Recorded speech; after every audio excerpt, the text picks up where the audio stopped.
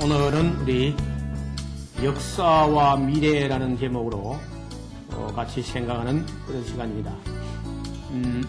역사라는 이야기가 어떤 분에게는 좀 딱딱하고 또 생소하게 들릴지 모르나 역사는 하나님의 뜻이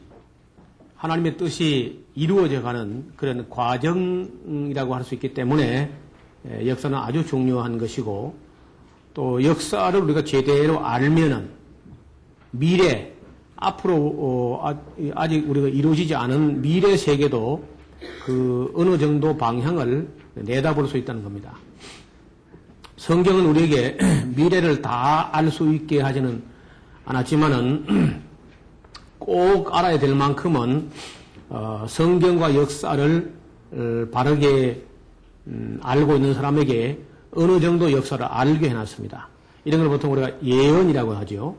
그래서 역사와 예언 이렇게 하려고 하다가 역사와 미래란 말이 좀 더 낫겠다 그래 싶어서 한 2시간에 걸쳐서 지나온 인류가 걸어온 역사를 한번 재조명해보고, 그리고 앞으로 우리가 살고 있는 이 이후 세대에 정말 역사의 종말이 되어갈 때 역사에는 또 어떤 일이 벌어질 것인가, 이런 것도 우리가 적어도 교회가 예언자적 그런 사명을 감당하기 위해서는 그 미래에 어떤 일이 벌어지게 될 것인가 하는 것도 우리가 먼저 알고 있고 또 준비해야 될 줄로 믿습니다. 그런데 우리가 이제 일반적으로 그 기도하는 분들이라든지 혹은 설교하는 분들이 그 쉽게 하는 말이 많이 있어요. 그게 무슨 말이냐면은 그 역사의 주관자가 되시는 하나님, 그런 기도 많이 듣죠.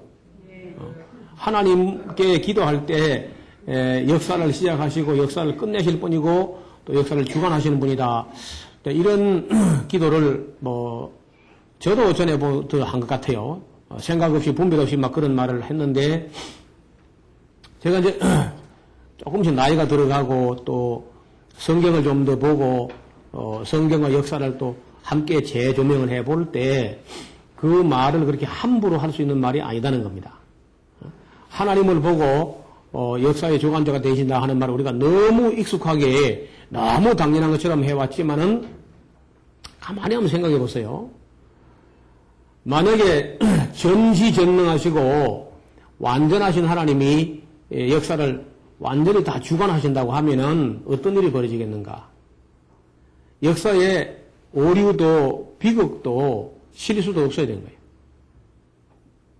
그리고 만약에 하나님이 역사를 다 주관하셨다면은 그 역사적 책임은 하나님이 가져야 되죠. 그러면 역사를 하나님이 다 주관하셨다면은 역사적 책임이 하나님께 있는 거 아니에요? 근데 역사적 책임이 하나님께 있는 거예요? 인간에게 있는 거예요?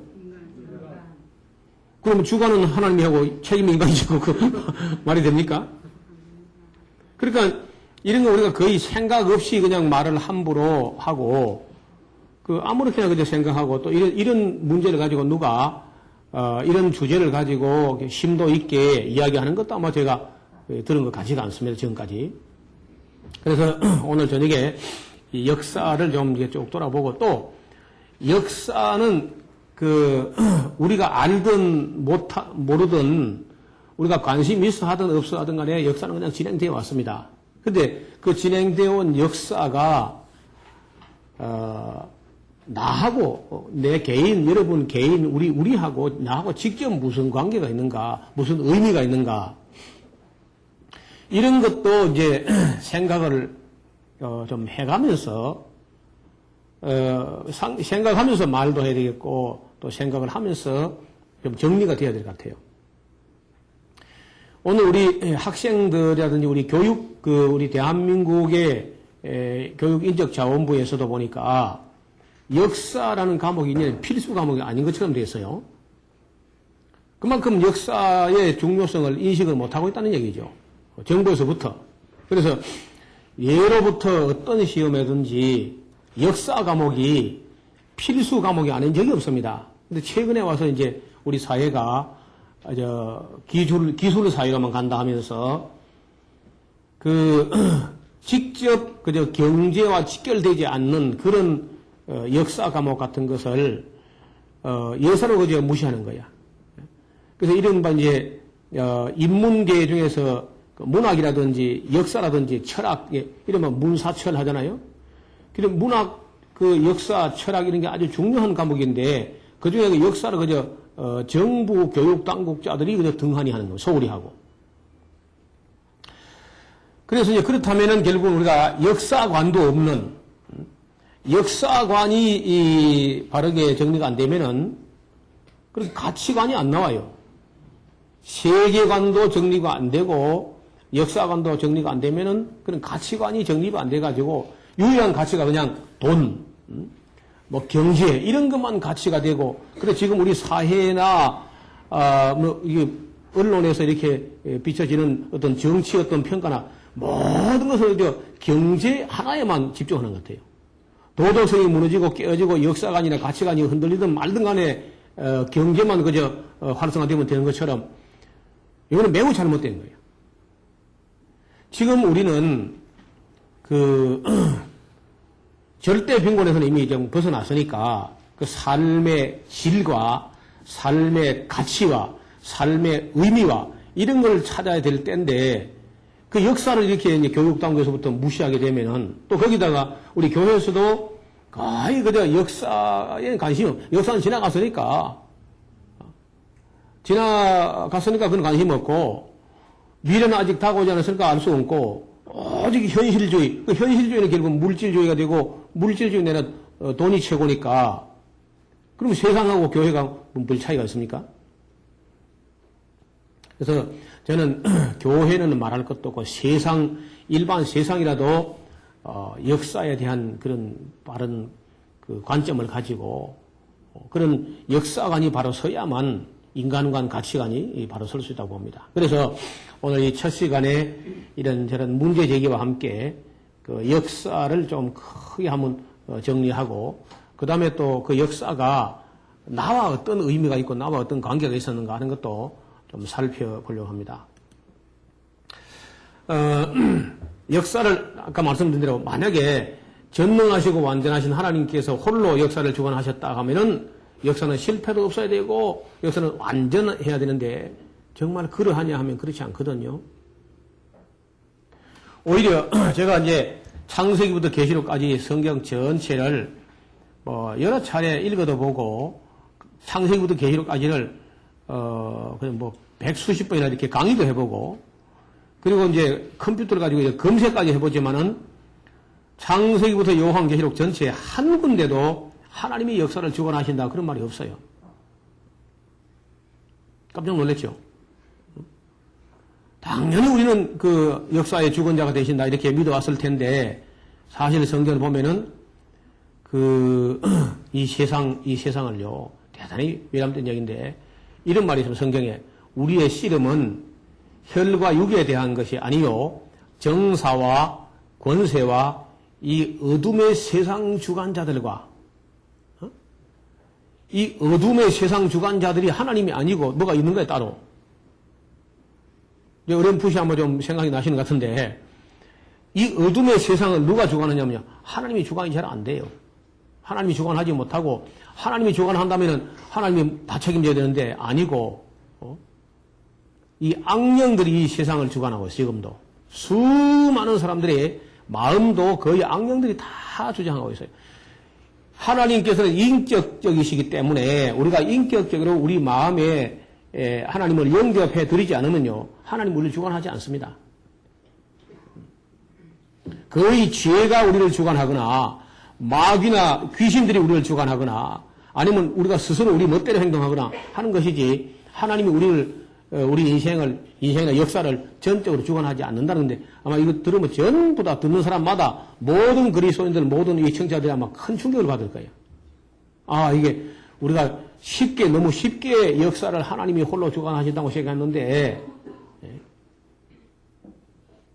직접 주관하는 것은 정치인들이거나 아니면 뭐 이 교사들이거나 어떤 시대의 영웅이거나 아니면 악령 이 공중의 권세 잡은 자 이 세상 주관자들이 따로 있다니까 하나님 말고 그렇기 때문에 세상에 악이 있고 부조리가 있고 실패가 있고 비극이 있는 거예요. 만약에 완전한 하나님이 완전하게 100% 전적으로 주관하신다면 실패도 없고 부조리도 없고 지혜도 없어야 되는 거죠. 역사를 과연 누가 주관하는가? 하나님이신가? 사람인가? 아니면 사탄 마귀가 하는가? 하는 이제 우리가 쭉 공부할 텐데 역사 결정 좀 더 해야 되겠어요. 성경과 역사는 거의 같은 이야기를 합니다. 성경이 보여주는 것도 역사가 말한 것 같고 역사가 말한 것이 성경하고 일치가 된단 말이에요. 그래서 보면은 성경이 역사적이고 역사가 성경적이야.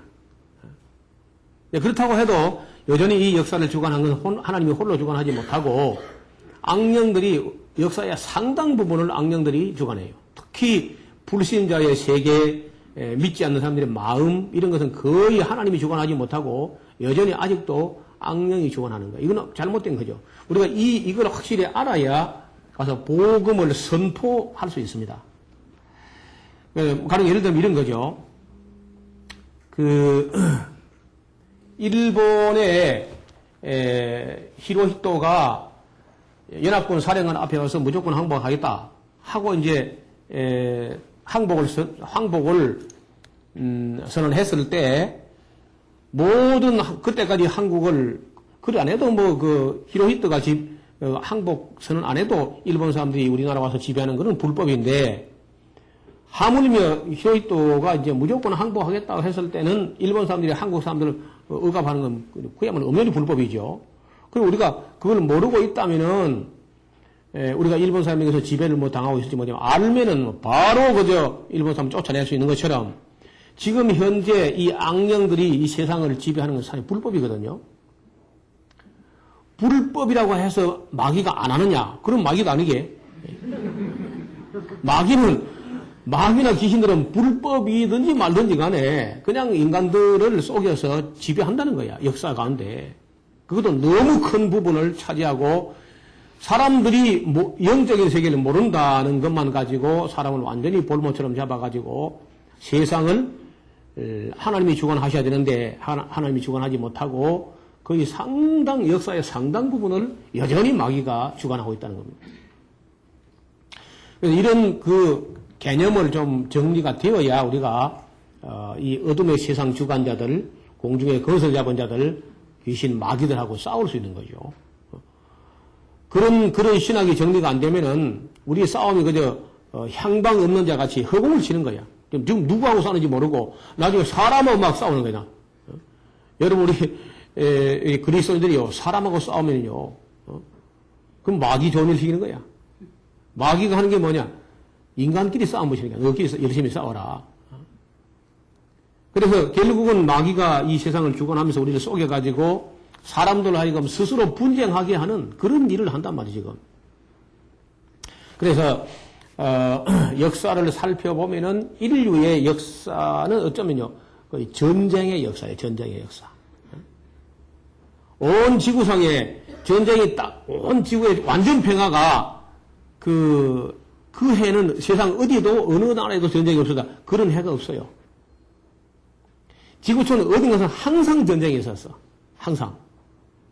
그만큼이나 우리 인류 역사는 그야말로 전쟁의 역사라는 거예요. 그래 인간들이 세상 살아오면서 약을 두 가지를 만드는데 하나는 뭘 추구하느냐? 자기를 위한 약이야. 자기를 위해서 추구하는 최고 약이 뭔가 아세요?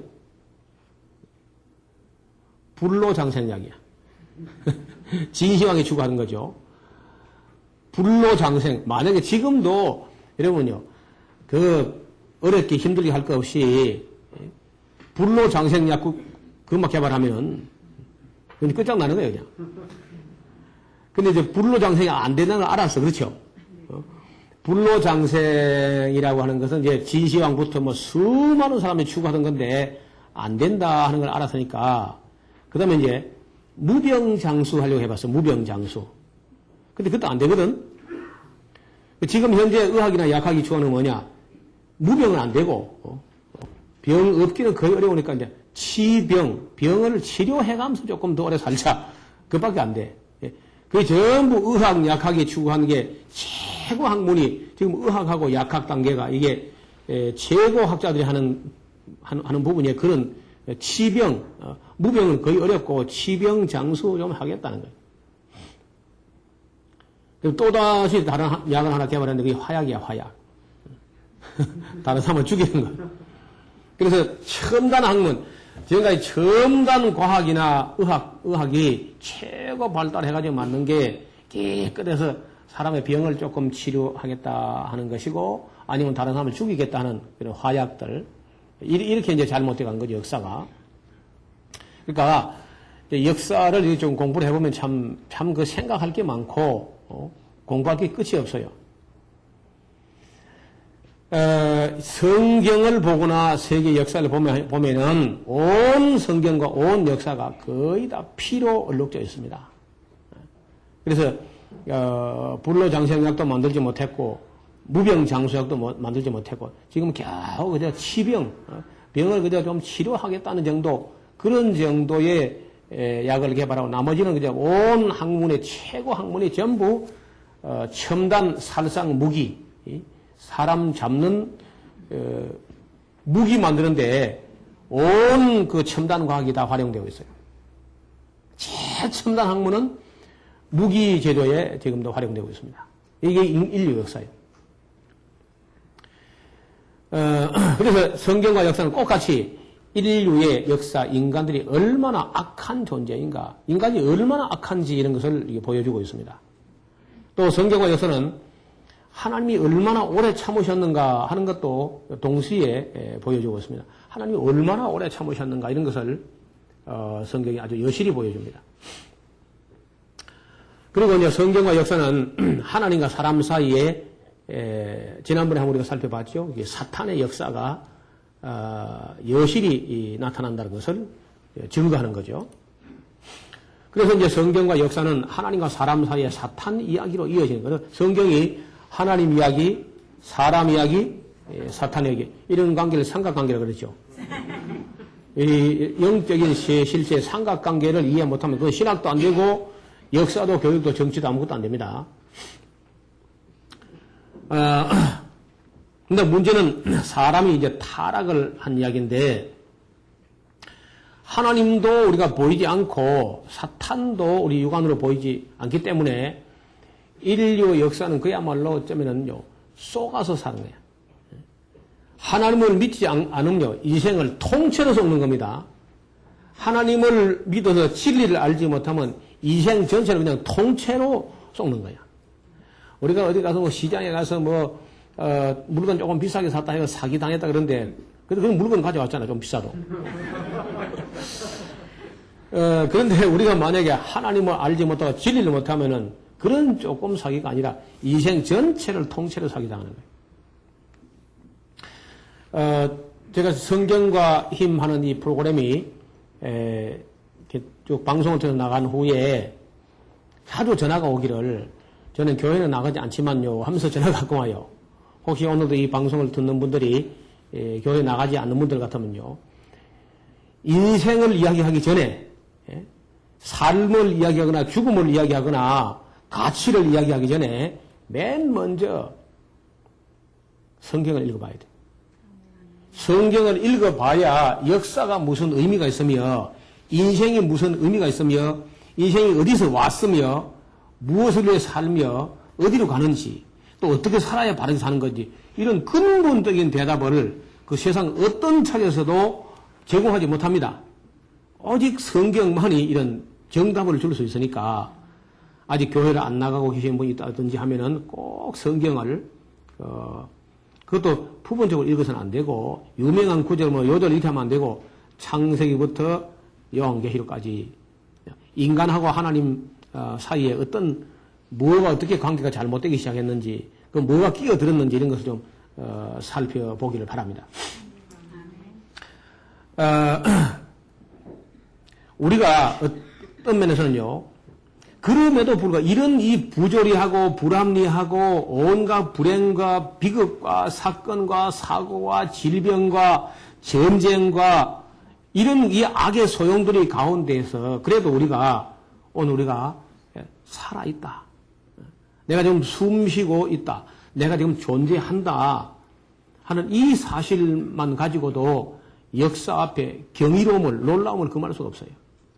이게 무슨 얘기냐? 제가 성경을 보다가 큰 충격을 받았던 때가 있었는데, 여러분, 예수님을 믿기를 다 커서 믿었거든요. 얼마만큼 큰 게 다 큰지는 잘 모르겠는데. 일단 제가 군에 갔다 와서, 결혼까지 하고, 첫 아기를 낳고, 그리고 이제 교회를 처음 나갔으니까 뭐 다 컸죠. 그리고 이제 교회를 나갔는데, 나가서 가장 아마 놀랐던 것이, 사람이 태어나고 해서, 수도 없는 해산 고통이 지불되고, 설아야 내가 존재하는구나. 이건 이제 어떻게 제가 알게 됐냐면은, 저는 아기를 4밖에 못 낳았습니다. 진작 좀 알았으면 한 40명 낳아야 되는데, 30배, 60배, 100배 이렇게 낳아야 되는데, 그걸 모른 채 그저, 4밖에 못 낳았는데, 그 막내를 낳을 때, 시골에 있는 개척교회를 하고 있을 때, 그때는 의료보험도 안 되고, 그럴 때예요. 그리고 우리는 그 아기 넷을 다, 여러분들은 좀 미개인처럼 들지 몰라도, 산부인과 같은 안 가봤어요. 우리 어머니도 물론 산부인과가 뭔지 모르고, 우리 할머니도 물론 산부인과가 뭔지 모르고, 아담서부터 시작해가지고, 아담의 부인, 하와 할머니부터 시작해가지고, 우리 집사람까지는 산부인과가 뭔지 몰라. 전혀 모르고 다 집에서 났어. 우리 아내만 그런 게 아니고, 우리 어머니, 할머니, 그 위로 다 마찬가지라. 여러분, 우리 한국 땅에 산부인과 병원이 들은 게 얼마 안 됐어요. 다 집에서 그냥 난 거야. 안 믿구만, 아무도 보니까. 이게 사실입니다. 아무도 산부인과 그때 안 가고 집에서 다 낳았습니다. 그리고 모든 엄마는 다 조산원이죠. 이 세상 모든 엄마는 다 딸이 아기 낳을 때 다 도와주면서 이게 조산원이야. 또 그렇게 해야 되고 마땅히. 물론 이제 다른 동물들은 선악과를 안 땄기 때문에 해산 고통이 좀 덜한가 봐요. 제가 시골에서 송아지 낳는 걸 들어봤고 돼지가 새끼 낳는 걸 봤는데 전혀 해산 고통이 없어요. 뭐 소나 돼지가 뭐 새끼 낳을 때 막 어마야 저마야 아이고 배야 그런 거 없습니다. 그리고 뭐 산부인과 갈 것도 없이 소는 그저 뭐 눈만 끔뻑끔뻑하다 그냥 한데 그냥 그 큰 송아지가 미끌하면서 그냥 출렁 나와요. 전혀 뭐 산부인과 그런 거 없습니다. 그리고 돼지는 한 30분 만에 한 12마리를 낳아버려요. 하면 또 한 마리. 그렇게 해서 한 30분 만에 12마리 낳는데 뭐 기저귀를 채우는 것도 없고, 뭘 그 업고 다니고 지고 메고 오는 거 없어, 그냥. 그리고 5분만 지나면 막 이게 털에 풀기만 마르고, 물기만 마르면 쫓아다녀. 사람은 좀 달라요, 보니까요. 제가 이제 우리 막내 낳는 걸 보니까, 그 위에 셋을 낳았기 때문에 초산도 아니고, 셋을 낳는 걸 우리가 경험을 했고, 제가 직접 보지 못했지만은 우리 어머니가 와서, 그 며느리 조산을 다 했는데, 너무너무 아기를 다 수월하게 잘 놓는 거야. 그러니까, 넷째인데 이제는 익숙했으니까, 그 성경에 보면요, 임산케 하신 분이 해산케 하지 않겠느냐 하는 말이 있으니까, 믿음을 가지고 그냥 가만 누워있으면 애기 나올 거예요. 그 나올 줄 알았는데, 시골에 개척교회를 하면서 너무 이제, 못 먹고, 이 집사람이 너무 고생을 해가지고, 너무 먹지 못해가지고 힘이 없는 거예요. 아이가 임산해서나 해산할 힘이 없는 것 같다. 그런 말도 또 있어, 또. 그래서 오후 1시나 2시부터 아마 좀 산기를 느꼈는데, 곧 낳겠다 했는데, 밤 11시까지 실험을 하는 거야. 나중에는 입술이 새파랗게, 이거 이러다 죽는구나. 그래서 이제 그 당시는 그 전화가 이 행정전화라 해가지고 이장님 집에 한 대만 딱 있어요. 여기 돌린 거 있죠? 그래가지고 교환 불러가지고. 그게 엊그제 같은데, 20몇 년 전에, 26, 7년 전에 제가 막내를 낳을 때가 그랬거든요. 한 26년쯤 됐는가. 그래, 전화하고 오니까 나왔어. 택시를 부르든지, 앰뷸런스를 부르든지 한다고 이제 이장집에 전화하고 오니까 그 사이에 나은 거야. 그걸 보고 제가 아주 큰 충격을 받은 겁니다. 그래서 그때 그냥 번쩍하고 한 역사를 사람이 생각하게 되더라고요. 우리 어머니도 나를 낳을 때 정말 저와 같은 고통을 지불하고 참고 나를 낳았겠구나. 저는 또 보시다시피 제가 지금 체격이 크지 않습니까? 그 동네에서 제가 너무 커가지고 자이언트가 나왔다 해가지고 온 동민들이 그 아이 구경하러 오고 그랬다니까. 그러니 우리 어머니가 얼마나 고생을 했겠는가. 우리 어머니 7을 낳았는데 제가 5번째로 태어났거든요. 그래서 그때부터 이제 내가 존재한다는 이 사실을 놓고 별 생각을 다 하게 됐는데, 제가 이제 그때가 예수 믿은 지 그저 채 3년도 채 안 됐을 겁니다. 한 2년 남짓 됐을 건데, 믿자마자 저는 전도사가 됐으니까. 그래서 개척을 가서 이제 그 개척교회에서 그런 일이 벌어졌는데, 그때 믿은 지 한 3년 좀 됐겠네요. 3, 4년? 예. 그러면서 이제 역사가 딱 이렇게 과거로 좀 내 마음이 달려가면서 도대체 내가 존재하기까지, 내가 태어나기까지 얼마나 많은 해산 고통이 반복됐는가. 이걸 생각하게 된 거야. 그냥 불현듯이 그냥 생각이 나는 거예요. 집사람 그 고통스러운 걸 보고. 야, 우리 어머니가 이런 말 합시다. 그 남자들은 아무것도 모른다는 거요. 그럼 뭘 모르겠는데 그 해산 고통이 얼마나 무서운 것인지 남자들은 아무것도 모를 거다. 이제 그런 얘기를 하면서 그 산실에 들어갈 때 그 대돌 위에다가 그 고무신을 벗어놓고 이러고 한번 돌아본다는 거예요. 내가 아이를 낳고도 살아서 나와가지고 저 신을 다시 한번 더 신을 수 있는가? 이걸 생각하면서 산실에 들어간다. 그런 얘기를 하는데 전혀 그런 게 다 관심 없게 들렸어요. 내가 낳을 거 아니니까 그죠?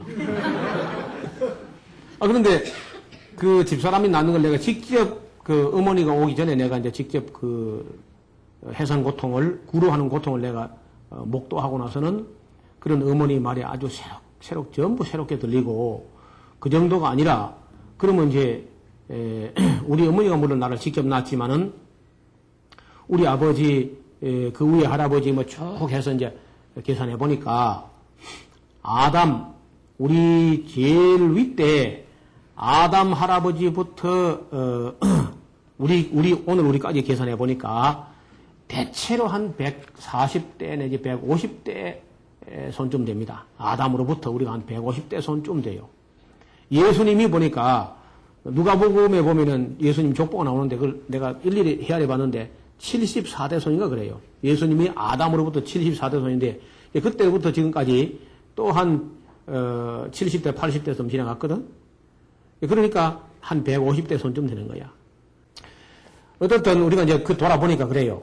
150대까지 내려오면은 그 옛날에 아주 그 홍수 이전에는요 10명 정도가 아니고 거의 한 100명씩 200명씩 났습니다.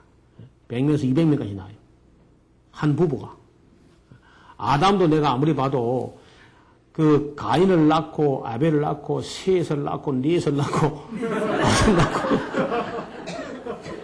그렇게 나가지고 셋을 낳은 후에도 800년을 지내며 자녀를 낳았다 돼 있어요. 근데 보통 이제 그 히브리인들이 계산하는 터울은 보통 3살, 4살 터울 합니다. 그래서 3살 먹고 4살 채 또 아이가 태어나는 거. 그렇게 하면은 아담이 적게 낳아도 한 아들만, 손자 말고 아들, 딸 낳은 것만 해도 한 250명 정도 낳지 않겠는가. 이래 보거든요. 그래서 내가 평균을 해가지고 한 생명이 존재하기 위해서 지불되는 해상고통을 평균으로 이게 계산하니까 여러분, 한 사람도 예외가 없이요. 거의 750번 평균 해가지고 한 500번에서 750번 정도의 해상고통이 지불돼야만 우리가 탄생하는 거다. 예를 들어서 그 아담의 첫 아들 가인이라는 사람은 그 해상고통 한 번만에 나와버렸잖아요. 그렇죠? 근데 아담의 200번씩 아들 같으면요. 200번 지불하고 나오는, 그렇죠? 그런 식으로 이제 해가지고 이제 이 평균을 내니까 대체로 500번에서 한 750번 정도의 해상고통이 지불을 해가지고 여러분이 존재하는 거예요. 그러니까 그런 것만 가지고도 우리가 역사를 좀 책에 있는 역사 말고 정말 내가 존재하기까지 역사를 한번 생각할 때 저와 여러분이 얼마나 소중한 존재냐는 거예요. 우리 아이들도 우리가 얼마나 소중한 존재인지를 알아야 자기 삶을 또 가치 있게 삽니다. 그러니까 아주 이제 이야기를 함께 좀 잘 들어보세요. 그럼 아마 내일부터 여러분 삶이 달라질 겁니다. 야, 내가 이렇게 함부로 살 테이다 말이야. 그래서 그러면서 이제 역사를 공부하는데 제일 처음 접하게 된 게 노아 홍수 사건이야. 노아 홍수 사건. 여러분 노아 홍수 사건 때 그 당시에 얼마나 세상에 악이 관영했던지 그 악한 세상 다 홍수로 다 쓸어버리고 8명만 남았죠. 맞아요?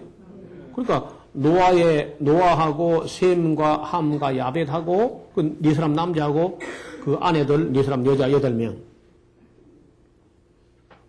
그러니까 또 노아가 보니까 성이 저하고 똑같아요. 노아하고 노우하고 노무현 이게 다 이게 종식이거든요. 그래서 제가 또 더 감동받죠 이제. 야, 그리고 진짜 여러분 다 노갑니다. 다 노아의 후손이니까. 그래서 이 노아의 후손이라는 것 예사로 이제 처음에 봤는데, 야, 그 노인네가 미련하게 그저 멍청하게 하나님 시기대 해가지고 그래도 참 재수 있네 뭐 이렇게 먼데 이야기로 생각했는데 가만히 생각하니까 그게 아니고 그때 노아가 믿음을 가지고 방주를 지었기 때문에 우리는 노아는 그 방주에 안 타도 괜찮아. 왜냐면 셈이 이미 태어났거든. 그렇죠? 셈이 탔으니까 우리는 셈의 자손이거든. 노아 중에서도 셈 계열이니까. 그러니까 노아가 믿음을 가지고 방주를 지었기 때문에 셈과 그 부인이 탔고 셈과 그 부인이 그 방주에 구원받기 때문에 우리도 존재하는 거예요. 맞아요? 아니, 그래요? 안 그래요? 그러니까 우리가 사실은 그때 노아의 8가족이 구원받음으로 우리도 구원받은 거예요. 맞습니까? 그때 그 셈하고 셈 부인이 난 그 방주 안 탈래 그러면 우린 여기 없는 거예요. 그래서 노아 안에서 사실 우리가 노아 방주 안에서도 우리는 구원받은 사람들이죠. 이해가 되는 거예요? 안 되는 거예요? 그래 생각하니까 전 역사가 막 새롭게 보이면서 성경을 이게 하나도 남의 얘기가 아니고 이 성경 안에 있는 모든 역사가 정말 직접 내 이야기였네. 나의 이야기로 이제 들려지는 거죠. 그리고 이제 바벨탑을 그 위에 노아의 자손들이 또 타락해요. 노아의 자손들이 또 타락하는 거야. 타락했기 때문에 바벨탑을 쌓는 거 아니야. 응? 그 바벨탑을 쌓는다는 것은 믿음이 없어서 쌓은 거거든. 하나님께서 내가 다시는 물로 세상을 심판하지 않겠다 했는데도 몰라 또 하나님 화나시면은 가끔 이제 우당꽝꽝하고 이제 배약이 치고 하니까 또 하나님 화나는 것보다 해가지고 또 이제 아무래도 대책을 강구하자 하고 이제 바벨탑을 쌓은 거 아니에요. 그때 바벨탑을 쌓다가 이 세상이 이제 언어가 혼잡돼가지고 흩어져 갔는데 여러분 그때 흩어져 갈 때 차가 있어요. 리어카가 있어요. 참 이삿짐이랑 다 짊어지고 메고 지고 끼고 이래가 이제 흩어져 나갔는데 그 흩어져 갈 때 그 고난의 길들을 생각해 보세요. 그런데 우리 조상들이 생명줄이 안 끊어지고 그래서 맥을 계속 이어왔다는 거예요. 그리고 거기서 이제 우리 한반도까지 올라오면 얼마나 길이 멉니까? 아라라산 밑에서부터 오면요. 우리가 아마 참 끝까지 도망온 거야. 계속해서 그저 미지의 땅을 동쪽으로 그저 해가 돼서 떠는가 가보자 하면서, 그야말로 끝도 없이 그런 개척 정신을 가지고, 한반도까지 왔는데, 그 오는 길에 죽을 만한 고비가 얼마나 많았겠어요. 그런데 우리가 어떻든 간에 여러분과 저의 생명줄이 참 모질고 찔겨가지고, 우리 조상들이 안 끊어지고, 우리가 여기 존재한다는 거야. 믿습니까? 그래서 제가 우리 교회 성도들은 그럽니다. 뭐 잘 살고 못 살고 무슨 기업이 무슨 호경기를 맞이하고 돈이 잘 벌리고 그런 거 다 놔두고 단지 오늘 지금 내가 존재한다는 것만 가지고도 경이로운 일이고 감격할 일이야. 감사해야 돼요. 잘 못 살아도 좋고 잘 못 나도 괜찮아. 공부 잘하나 못하나 별 차이가 없어요. 성적 받을 때 좀 차이가 나지. 그 공부 자녀가 못해도 그건 괜찮아. 다만 지금 존재한다는 것보다 너무 소중한 거란 말이야. 그 험난한 그 삶을 겪으면서 이렇게 지나온 건데, 그 오면서 풍토병이나 아니면 무슨 계절병이나 끝없이 이런 그 질병과 또 싸우면서 이까지 왔을 거 아닙니까? 의사도 없고 병원도 없고 약국도 없는 시절에 그 자녀를 낳아서 어떻게 기르면서 역사가 이어져 왔겠는가 한번 생각을 해보세요. 아라라산에서부터 해가지고 한반도까지 동쪽으로 미지의 세계를 지도도 없고 나침반도 없고 안내자도 없는 그런 길을 계속 헤치면서 우리 조상들이 여기까지 온 거야. 이걸 생각하면 우리가 참 경이로운 우리 삶이 존재하는 이 자체만 가지고 너무 경이로운 일이죠. 또 아까 말씀드린 산부인과도 없고 난방도 안 되는 겨울에 그 아이를 낳아가지고 어떻게든 길을 냈을까요? 지금처럼 무슨 오리털 이불 그런 거 어디 있어 지금 그 당시에. 여러분 우리가 지금 겉옷 안에 입는 속옷으로 메리아스 이른바 내복 같은 거 있죠, 내복? 그게 우리가 어릴 때 처음 나왔어요. 응? 우리 어릴 때 그게 처음 나왔다. 우리 앞에 우리 형님들은 그런 것도 없이 컸어요. 그리고 우리가 어릴 때는요, 대단히 죄송합니다. 거의 아랫도리는 입지 않고 컸습니다. 허리 아래는 옷이 없어서 아예. 어린아이들은 허리 아래는 옷이 없고, 온 엉덩이 앞뒤 다 내놓고, 그렇게 컸어요. 그리고 딸랑 저고리 하나만 입혀가지고. 그렇게, 옷이란 게 저고리, 안에 있는 무슨 메리아스나 런닝 셔츠 이런 게 없었습니다. 이건 나온 지 얼마 안 돼요.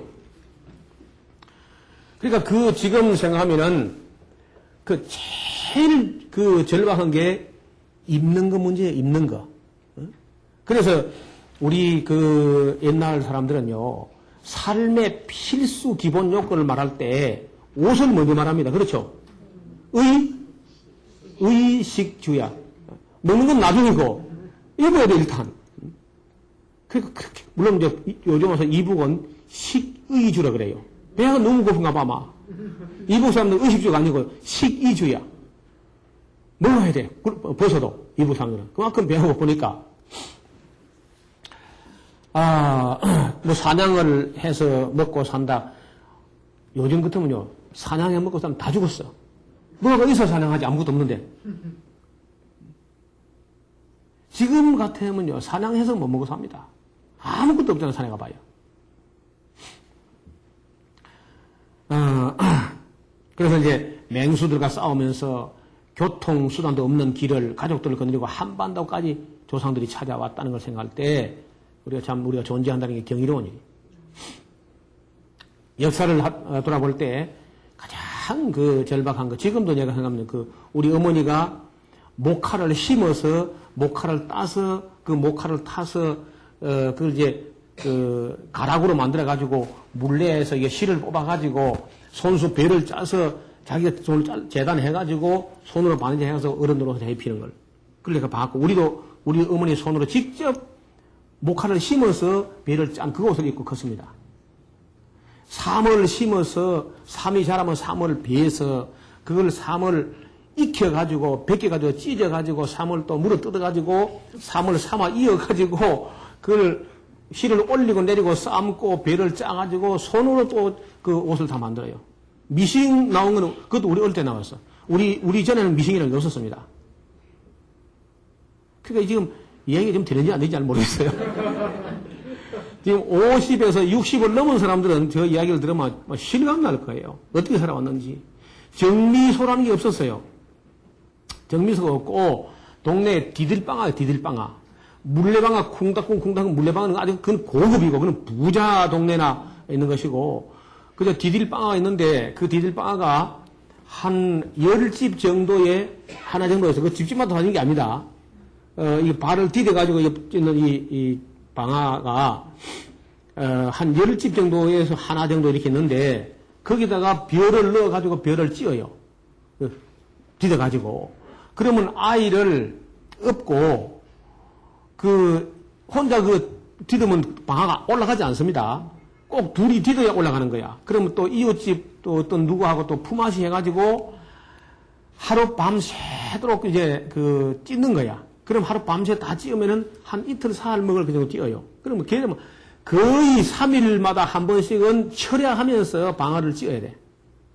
방아를 찌어야만 솥에 쌀을 앉혀서 밥이 만든다는 거예요. 그래, 그걸 밤새도록 하기 위해서 그 강줄이가 찌을 그 그릇을 방앗간에다 줄줄이 갖다 나면 그 순서대로 이제 방아를 찌는데 방아집이 임장 초저녁에 방아 찢고 들어가 누자하고 방아가 있는 자가용으로 있는 집 사람은 이웃 동네 사람들은 계속 밤새도록 쿵닥쿵 방아하는 바람에 방앗간에 있으면 자기는 편리한데 잠도 못 자 또. 여러분 상상이 되세요? 그리고 수도가 어디 있습니까 그 당시에? 우물에서 물을 이 두레박을 가지고 길어 오고 나면 바가지를 퍼다가 또 이고 옵니다. 이고 오는 것도 우리가 좀 커서 양철동이가 나왔어요. 양철동이 나오기 전에 오지독이야, 오지독. 그 도가지 같은 거. 거기다가 얼마나 무거워요. 요즘 젊은 부인들에게 하라면요. 제가 지금 말한 거 다 하라면 전부 다 자살하고.